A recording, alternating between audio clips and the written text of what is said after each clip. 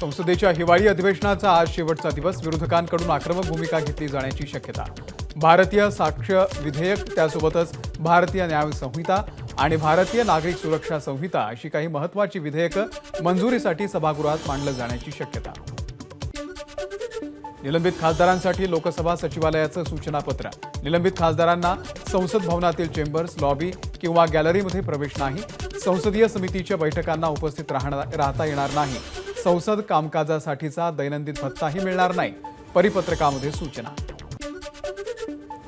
राज्यामध्ये अर्थसंकल्पीय अधिवेशन 26 फेब्रुवारीपासून सुरू होणार.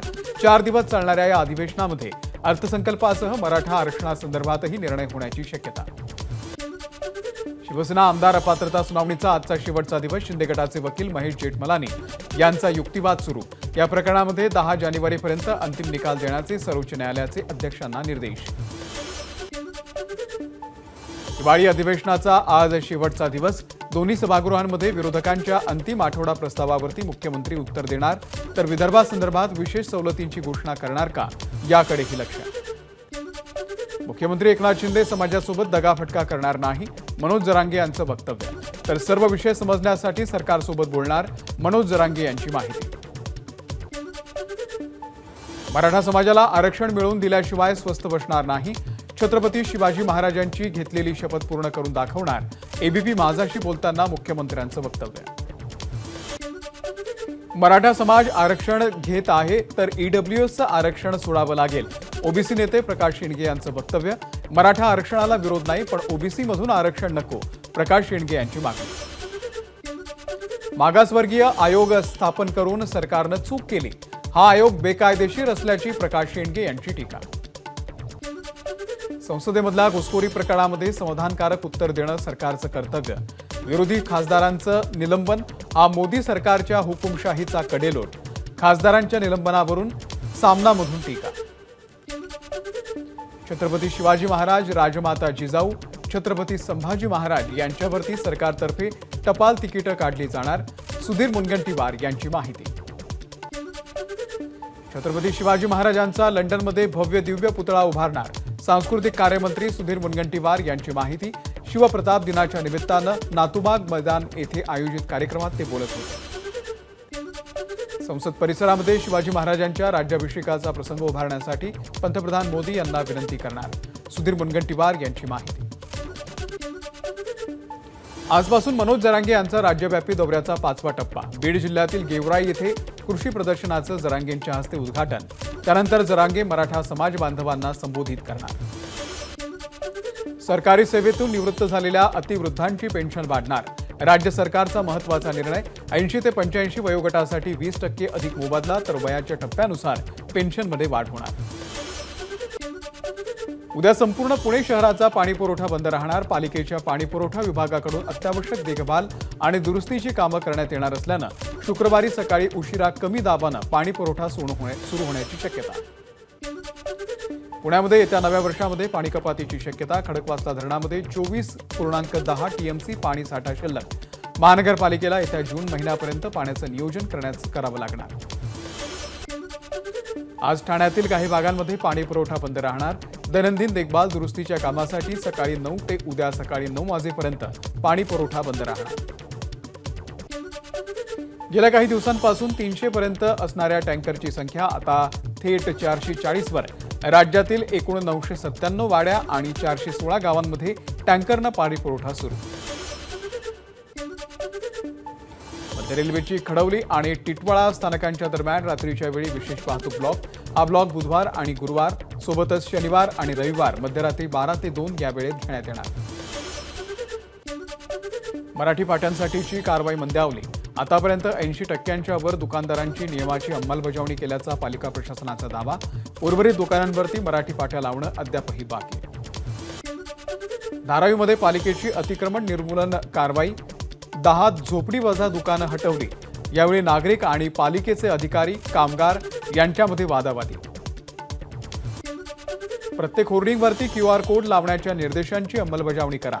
मुंबई उच्च न्यायालयाचे राज्य सरकारला आदेश. होर्डिंगसाठी विशिष्ट जागा निश्चित करण्याच्या सरकारच्या सूचना. पश्चिम रेल्वेकडून रेल्वे स्थानकातील कुली आणि प्रवासी यांच्यातील संवाद साधण्यासाठी प्रयत्न. कुलीने सेवा दिल्यानंतर प्रवाशांकडून अभिप्राय घेऊन प्रत्येक महिन्याला कुली नंबर 1 निवडण्यात येणार. मुंबई सेंट्रल आणि वांद्रे टर्मिनल स्थानकांमध्ये योजना सुरू. मध्य आणि पश्चिम रेल्वे स्थानकांवरती विना तिकीट प्रवास करणाऱ्या प्रवाशांच्या धरपकडीचं सत्र सुरू. एकाच दिवसात 2993 विना तिकीट प्रवाशांची धरपकड. प्रवाशांकडून लाखो रुपये दंड वसूल. बुलडाण्यामध्ये थंडीचा कडाका वाढला. तापमान 12 अंशांवर. नागरिकांनी आरोग्याची काळजी घ्यावी. आरोग्य विभागाचं आवाहन. भंडाऱ्यामध्ये 11 अंश सेल्सिअस तापमानाची नोंद. थंडी वाढल्यानं नागरिकांना घ्यावा लागतोय शेकोटीचा आधार. तूरडाळ 20 रुपयांनी स्वस्त. नवीन मालाची आवक होणार असल्यानं तूर डाळीचे दर घसरले. चणा, उडीद आणि मसूर डाळीचे दरही स्थिर. नागपूरमधील सोलार एक्सप्लोजिव्ह कंपनीमध्ये स्फोटाची चौकशी होणार. दिल्लीमधल्या DRDOच्या तज्ज्ञांचं विशेष पथक चौकशीसाठी दाखल होणार. श्री क्षेत्र शनी शिंगणापूर संस्थांचं विशेष ऑडिट करण्यात येणार. उपमुख्यमंत्री देवेंद्र फडणवीस यांचं विधान परिषदेमध्ये आश्वासन. अंधश्रद्धा निर्मूलन समितीचे कार्याध्यक्ष डॉक्टर नरेंद्र दाभोलकर हत्ये प्रकरणामध्ये बचाव पक्षाकडून 2 साक्षीदारांची नावं सादर. न्यायालयाचं दोघांनाही हजर राहण्यासंदर्भात समन्स.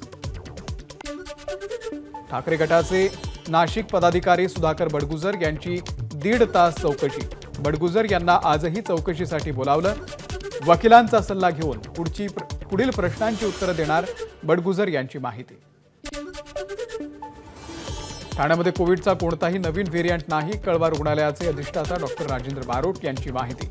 रुग्णालयामध्ये दाखल तरुणीला जुन्या ओमायक्रॉन व्हेरियंटची लागण झाल्याचं स्पष्ट. केरळमध्ये गेल्या 24 तासात 115 नव्या कोरोनाबाधितांची नोंद. केरळमध्ये उपचार घेत असलेल्या कोरोना रुग्णांची संख्या 1749 वर. 27 डिसेंबरला पुण्यामध्ये महाविकास आघाडीतर्फे शेतकरी आक्रोश मोर्चा. या पार्श्वभूमीवरती महाविकास आघाडीच्या नेत्यांची आज पुण्यामध्ये बैठक. बॉलिवूडचा अभिनेता शाहरुख खानची पत्नी गौरी खान हिला notice. Gauri Khan brand ambassador असलेल्या तुलसियानी ग्रुपवरती गुंतवणूकदार आणि बँकांना सुमारे 30 कोटी रुपयांचा गंडा घातल्याचा आरोप. अमरावतीमध्ये एकाच कुटुंबातल्या 6 जणांना कारनं उडवलं. दर्यापूर तालुक्यातली घटना. पूर्व वैमनस्यामधून जाणून बुजून कार अंगावरती घातल्याचं उघड. या घटनेमध्ये 3 मृत्यू तर 3 जण गंभीर जखमी. पालघरच्या कॅनबारा कंपनीमध्ये एका कामगाराचा मृत्यू. सामान उतरवताना लिफ्टची वायर तुटल्यानं घडला अपघात. सिकंदर मखंटू राजभर असं मृत्यू झालेल्या कामगाराचं नाव. लालकृष्ण अडवाणी आणि मुरली मनोहर जोशी यांना राम मंदिराच्या उद्घाटन सोहळ्याचं निमंत्रण. मात्र प्रकृती आणि वयामुळे राम मंदिर अभिषेक सोहळ्यामध्ये दोघेही उपस्थित राहणार नाहीत. मंदिर ट्रस्टची माहिती. राम मंदिर परिसरातून एका संशयिताला अटक. या व्यक्तीनं पिवळ्या रंगाच्या हेल्मेटला कॅमेरा लावल्याचं समोर. पोलिसांकडून तसंच विविध गुप्तचर यंत्रणांकडून चौकशी सुरू. खासदार उदयनराजे भोसले यांनी घेतली पंतप्रधान नरेंद्र मोदींची भेट. दिल्लीमध्ये शिवरायांचं राष्ट्रीय स्मारक उभं करावं आणि मराठा आरक्षण प्रश्न मार्गी लावण्याची केली मागणी. टोनी डी जॉर्जीच्या शतकाच्या जोरावरती दक्षिण आफ्रिकेचा भारतावरती 8 गडी राखून विजय. मालिकेमध्ये 1-1 साधली बरोबरी. आफ्रिकेची सलामी जोडी टोनी डी जॉर्जी आणि रिझा हेंड्रिक्स यांची 130 धावांची भागीदारी. जॉर्जीनं ठोकल्या नाबाद 119 धावा. त्यानंतर 3ऱ्या क्रमांकावरती आलेल्या रॅसी व्हॅन डर ड्युसेनची जॉर्जीसोबत दुसऱ्या विकेटसाठी 76 धावांची भागीदारी. भारतीय संघ प्रथम फलंदाजी करताना 46.2 षटकांमध्ये 211 धावांवरती गारद. भारताकडून साई सुदर्शनचं 62 आणि कर्णधार राहुलचं 56 धावांचं योगदान. दिग्पाल लांजेकर यांच्या शिवरायांचा छावा या मराठी सिनेमाचं पोस्टर आउट. 16 फेब्रुवारी 2024ला चित्रपट होणार प्रदर्शित. अमेरिकेचे माजी राष्ट्राध्यक्ष डोनाल्ड ट्रम्प यांना मोठा झटका. कॅपिटल हिंसाचार प्रकरणामध्ये ट्रम्प यांना अमेरिकेच्या राज्यघटनेनुसार राष्ट्राध्यक्षपदासाठी अपात्र घोषित केलं. एबीपी माझा, उघडा डोळे बघा नीट.